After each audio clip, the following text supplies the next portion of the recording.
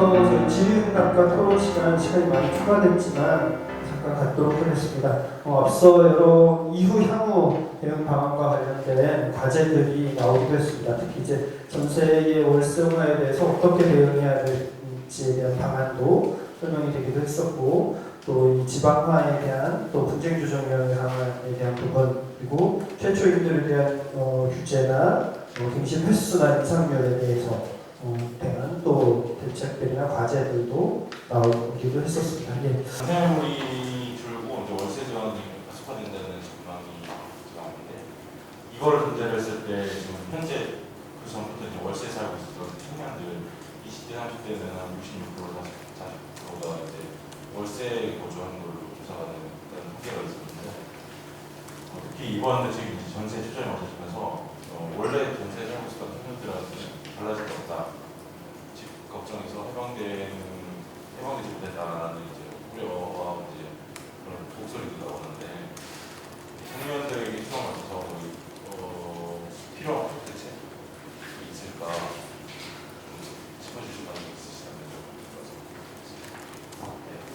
이미 기존에 상당수 월세를 살고 있는 청년들에게는 대책이 어떤 부분과 보완이 필요할지. 일단 앞서 말씀드렸다시피 혹시 전세가 줄어들고 월세가 가속화되고 있는 현상, 가속화라는 표현 자체가 좀 이상한 것 같긴 한데, 어쨌든 전세가 줄어들고 있다는 그 현상 자체가 임대차 상법과는 사실은 큰 완전 밀접한 변수인지가 조금 의문이 있는 상태이긴 한 것 같고요. 근데 말씀 주신 것처럼 그런 측면에서 이 정책이 전세택자의 주거권 안정만을 위해서 도입된 정책인가라고 했을 때, 그것도 그렇지 않은 게 월세택자라고 하더라도 임대료 인상의 위험이라든지 계약갱신의 안정을 누리게 되는 측면에서 어느 정도의 개선된 측면이 있다라고는 이해를 하고 있습니다. 다만 계속 논의된 맥락이랑 같게 월세택자의 경우에도 이제 전세택자에 비해서는 훨씬 임대료 인상을 했을 때 보증금이 천에 몇십만 원 이런 식이라고 하면 전세금에 비해서는 올라가는 인상액 자체의 절대액은 낮게 느껴질 수 있는 측면이 있겠지만, 그와 별도로 이 월세택자들도 이 계약갱신 요건을 어떻게 활용을 할 것인지에 대한 충분한 안내, 그리고 계속 실제로 계약갱신 요건을 활용을 한다고 했을 때 협상을 어떻게 할 것인지에 대한 지원이 굉장히 중요한 과제일 것 같다고 생각을 하고 있습니다. 제가 잠깐 보충을 하면, 저희 이게 전세세입자만의 혜택이라고는 전혀 생각하지 않고요. 저희가 경기도 도시를 가봐도요, 한 4년 전에 20만 원대였던 게 지금은 30만 원대로 이렇거든요. 그러니까 근데 조금 아까 제가 계산을 해보니까 지금 이게 5%가 적용이 된다는 건 100만 원짜리 월세가 105만 원까지밖에 못 올라간다는 거고, 50만 원이면 52만 5천 원이라는 게 된다는 거거든요. 그러니까 굉장히 전세만 많이 올랐을 것이라고 생각하지만, 전세, 매매가 월세는 다 연관되어 있어서 전세 올라가면 월세도 올라가고 그런 것이에요. 그래서 지금 서울 한 칸에 방이 보통 50만 원인 게 과거에 그랬던 거는 과거에는 한 30만 원이었던 거거든요. 30, 40, 50 이렇게 되는 거고, 이걸 지금 계속 월세도 내비두면 지금 오피스텔 같은 건 70, 80 이렇게 가지 않습니까? 그런 점에서 사실 이 전월세 상한제 계약갱신 통권의 도입은 전세 세입자뿐 아니라 지금 사실 청년들은 대부분이 월세로 사시잖아요. 20대는 80%가 월세로 살고, 이런 상황에서 청년 세입자에게도 큰 도움이 되고, 그다음에 이제 아까 한 번은 나왔는데, 이렇게 전월세 가격이 규제가 된다는 건 결국 매매가가 규제가 나중에 이게 장기적으로는 주택가격 안정에도 영향을 반드시 미칠 거라고 생각합니다. 그러니까 서울에 말도 안 되는 방 한 칸이 50만 원인 거, 그렇게 되면 웬만한 집 가지고 1억이 넘는 월세 소득이 나오거든요. 이게 결국 다 집값을 떠받치고 있는 것이기 때문에 이 전월세 인상률을 제한하는 것은 결국 주택가격 안정에도 이바지할 것이라고 생각합니다. 네, 감사합니다. 또 그 질문이나 의견 혹은 보충해서 설명하고 싶다 하시는 게 있으시면 좀 자유롭게 얘기해 주시기 좋겠습니다.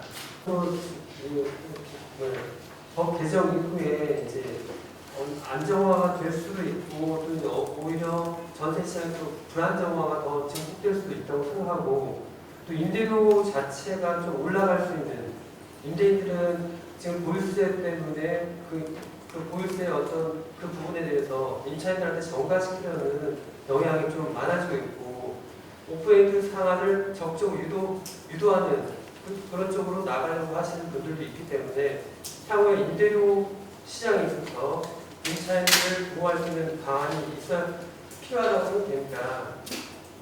그러기 위해서는 이제 적어도 한시적으로 몇 년간 임대료 동결 같은 그런 제도도 좀 생각해 볼 필요도 있고, 그리고 코로나 때문에 착한 임대료도 나왔던 거 봤을 때 임대료 자체도 좀씩은 낮은 방향으로 유도할 수 있다. 그런 것도 한번 생각해 볼 수도 있을 것 같습니다. 임대인들한테 어느 정도 세제적인 혜택을 주면서 임차료 자체를 향후에 5%나 몇 %씩 낮춰가는 방향으로 해준다면 임대료 자체를 올라가는 게 아니라 정체되거나 낮출 수 있다. 그런 것을 향후에 검토해봐야 될 것 같습니다. 의견이시기도 할 것 같은데요. 사실 지금 통과된 인상률과 관련해서는 인상률을 퍼센트를 더 많이 올리지 못하게만 제한하자라는 사실 그 수준입니다. 근데 말씀해 주신 것처럼 이제 지금의 현재 경제적 상황을 봤을 때 임대료의 동결 내지 인하까지 좀 필요한 시점이 아닌가, 그런 부분에 대한 제도적인 고민이나 노력도 향후 필요하겠다는 의견이신 것 같습니다. 네. 또 질문이 네, 우리 사회가 지금 지나치게 서울 수도권에 좀 집중이 돼 있고, 그걸 통해서 지금 사람이 몰리고 직장이 서울 수도권에 많아지고 그러니까 전국의 인구의 2분의 1 이상이 서울 수도권에 몰려 사는 가분수 국가가 됐다. 이 상황을 계속 유지하는 상태에서 임대료 인상 억제 노력 또는 예를 들어 계약갱신 요구 이런 부분들에 대한 그런 임대차 관련된 부분만 진행을 해가지고 이게 효과를 크게 보기는 쉽지 않은 측면도 있습니다. 그래서 사실 종합적인 부분이거든요. 세제 이런 그다음에 금융 그다음에 이런 임대차 제도의 어떤 개선, 장기 거주의 촉진 이런 것 통해서 이 어떤 주택 매매라든지 이런 부분과 관련해서도 매매 익스기도 이렇게 연장을 하고 이런 식의 어떤 그 시스템들이 이제 종합적으로 가동이 되어야 되기 때문에 상당히 여러 가지 개혁들이 한꺼번에 좀 진행되고 있는 상황이다 이렇게 말씀드릴 수 있고요. 이런 부분과 관련된 이런 부분만 가지고도 또 부족하다라는 생각이 좀 많이 듭니다. 지금 국토 종합 균형 개발이라는 그 관점에서 이런 부분들을 정확히 서울과 수도권에 너무나 많이 몰려 있는 어떤 이런 부분들 좀 거품 빼줘야 지금 되는 그런 과제들을 정부가 갖고 있다고 생각을 합니다. 그래서 이런 종합적인 어떤 그 문제들을 이야기를 해야 되기 때문에 사실 우리 시스템, 우리가 사회가 안고 있는 시스템 자체를 어떻게 개선할 것인가라는 부분에 대해서 많은 여당, 야당, 그다음에 지방자치단체 이 돌아가는 시스템 자체에 대한 하나의 논의들이 지금 앞으로 있어야 될 것 같아요. 그 와중에 이 문제가 하나가 지금 있는 거라고 생각을 하고요. 이 제도를 하나 시행하기 위해서도 그 임대인 임차인 상당히 머리를 맞대야 되는 상태가 됐잖아요. 이제 많이 논의를 해서 이런 부분이 좀 안정화될 수 있도록 시스템도 갖춰야 되고, 그러려면 지방자치단체가 그 역할 굉장히 강화해야 됩니다. 지방자치단체가 지금까지는 임대차 문제에 대해서 아무것도 하나 하는 게 없었어요. 이제는 그거를 바꿔서 임대차 문제에 대해서 지방자치단체 적극적으로 개입하는 행정 이런 것도 좀 해나가고 인력도 늘리고 실제 예산도 늘리고 해서 이런 어떤 적극적인 행정 그런 것들을 좀 추진해 나가기를 촉구합니다. 지금 정치권 특히 통합당이 좀 거국적인 시각으로 주거안정, 국가개혁이나 주거안정에 좀 나섰으면 합니다. 지금 적폐세로 몰려서 비대위책이 별로 안 됩니다. 그래서 병준이 있는 김종인 위원장을 모셔서 지금 비대위로 운영하고 있는데요. 실제로 김종인 위원장이 1989년 그 당시 2차 주택임대차법 개정의 주역입니다. 그 당시에 아시겠지만 성정호항으로 수출이 잘 돼서 돈이 유동성이 넘치고 재벌들은 그 돈으로 비업무용 토지를 사서 샀고, 그리고 소득이 높아지면서 중산층의 자가 소유 욕구가 높아졌습니다. 그런데 서울에 땅이 없으니까 우리 서민 밀집 판자촌을 밀고 아파트를 지었죠. 서민들이 갈 데가 없어서 살 집을 달라, 전세가가 폭등하고 살 집이 없었습니다. 그런 비상 상황에서 주택임대차보호법을 1년에서 2년으로 개정을 한 시기였습니다. 실제로. 그리고 이런 집값 폭등과 전세가 폭등에 맞춰 비상시로 주인법을 일단 개정을 했고, 두 번째로 헌법, 토지공개념에 기초한 3법을 제정을 했습니다. 토지 초과 이득세, 택지 소유 상한제. 사실 초헌법적 조치라는 거에서 시장에 메시지를 분명히 전달했습니다. 투기는 안 된다. 그리고 세 번째로 주택 공급을 위해서 200만 원 건설에 나섰습니다. 당시 구매력 있는 중산층을 위해서 제1기 신도시를 건설했고, 그리고 서민층을 위해서 저층 주거지, 우리가 보고 있는 지금 단독 다가구 지역 반지하부터 시작해서 3층 주택을 지었습니다. 그래서 그런 노력으로 YS 정부 때는 주거가 안정이 된 시기였습니다. 김종인 위원장은 자기 책에서 분명히 이야기를 했습니다. 그 당시 그런 정책 중에 가장 효과가 있었던 건 재벌의 비영무형 토지 매각이었다고요. 왜냐하면 과잉 유동성을 생산적인 분야로 돌렸습니다. 그게 결국 재벌들이 물론 문어발식 확장을 했지만 자본 시설 투자로 돌렸고, 물론 거기서 단기 금융차익을 위해서 IMF를 놨지만은 그걸 극복하면서 그런 시설이 결국 수출 광국으로 나가는 길이었습니다. 그래서 지금 이 문제는 주택임대차보호법의 급한 물을 끌기 위한 그냥 긴급성에 위한 조치, 비상조치입니다. 사실 이걸 주거 안정을 위한 획기적인 조치도 아니에요. 비상조치를 했으면 여기에 난 근본적인 원인, 결국 과잉 유동성이라든지 아까 말씀드린 수도권 집중이라든지 이런 걸 억제할 수 있는 걸 거국적 정치적으로 해야 됩니다. 그래서 단기적으로 정치 프레임으로 이걸 이득을 취하려고 하지 말고 경륜 있는 지도자답게, 비대위 지도자답게 여당과 협조를 해서 유동성을 어떻게 생산적으로 돌릴 수 있는, 특히 이렇게 코로나 시국에 생태가 위험받고 지속 가능성이 위험한 수축 시기입니다. 이럴 때는 여야가 따로 없습니다. 좀 협조를 해서 국민의 불안을 잠재시킬 수 있는 노력을 해주시기를 촉구합니다. 앞서 자담에서 계속 이야기되었지만 사실 그 4년의 계약갱신 요건과 5%의 전월세 인상률은 그렇게 큰 세입자 주거권 개선의 큰 걸음이 아닙니다. 다만 이 작은 걸음이 이제 시작이라고 생각하고 있고 4년을 앞으로 해외 입법례에 따른 폐쇄 제한 없는 계약갱신 요건을 확장을 하든 인상률 제한에 있어서도 5%라는 그러니까 현재 금리나 이런 것을 반영을 했을 때 너무 높으니 인상률 상한을 낮춰가는 제도적인 보완도 필요할 것이고 사실 임대차 5법으로 논의되었던 표준임대료 도입에 대해서도 앞으로 추후에는 계속 도입을 위한 노력이 필요할 것이라고 생각합니다. 더불어서 계속 강조드리는 것은 이제 작은 걸음이지만 이렇게 주어진 도구들을 세입자들이 잘 활용을 할 수 있도록 지원하는 과제를 잘 수행해 나갈 것을 기대하고 있습니다. 네, 저는 그 언론들에게 당부 부탁을 드려보고 싶습니다. 호소 비슷하게 해보고 싶은데요. 사실은 굉장히 많은 임대인들은 때만 되면 올리고 나가라고 하고 이러지 않고요. 사실 대다수의 여기 우리 이원호 선생님도 계시지만 이원호 선생님이 오랫동안 살았던 전세는 6천만 원을 3번도 올리지 않고 그냥 살 때까지 살아라 이런 분들도 많이 계시거든요. 근데 언론 보도를 보면 정말 세상에 나쁜 임대인들만 있는 것 같잖아요.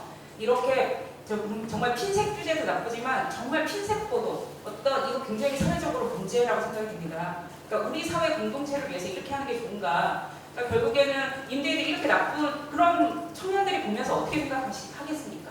라는 측면에서 좀 언론들이 공동체라는 걸, 우리 사회의 공동체라는 걸 생각을 하면서 보도해 주시기를 호소를 드리도록 하겠습니다. 아까 드렸던 말씀을 반복할 필요는 없을 것 같고요. 주말에 이제 개인적으로 이제 제가 법률가이기 때문에 주택임대차보호법 개정과 관련돼서 이렇게 20문답 이런 정도로 해가지고 그런 자료들을 좀 만들어봤어요.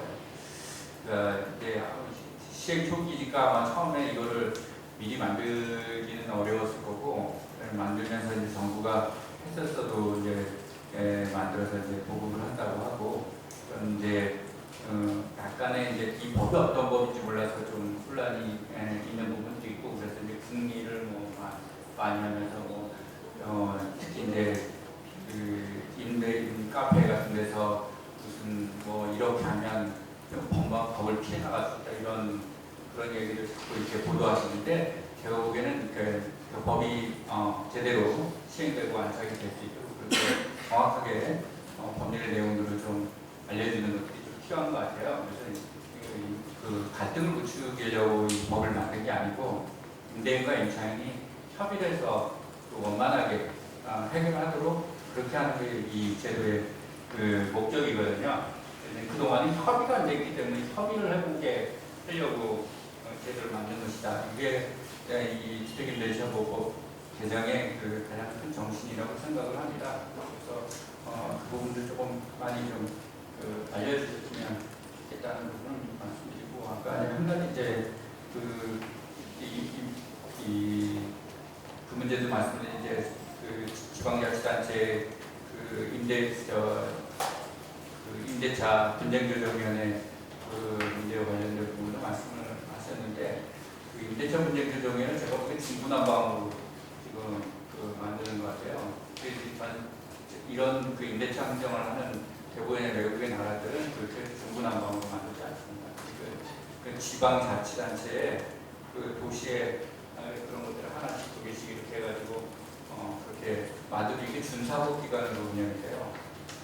그런 방식으로 이게 제대로 제도적으로 좀 됐으면 좋겠다는 생각이 듭니다. 지금 이제 급하니까 할 데가 없으니까 이제 뭐 관련 기능을 갖고 있는 기관에 이제 그런 요구들을 해가지고 지금 이렇게 갑자기 급작스럽게 수행을 하는데 실제 생활이 밀착되어 있는 것은 지방자치단체거든요. 지방자치단체하고 그 일을 하는 게 맞죠.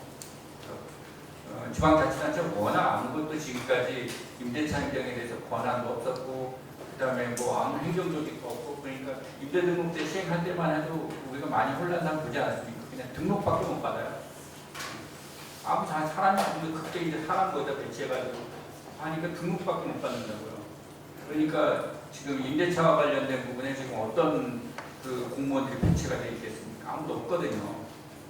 그러니까 이 부분과 관련해가지고 이제 과도 신설하고 거기 인력 지원하고 그래서 또 창담 인력 창구 이런 것도 만드는데 서울은 이미 이런 걸 하고 있지만 지방자치 다른 지방자치한테 이제 그런 그 상담센터 이런 것들 그렇게 많이 만들어야 되거든요.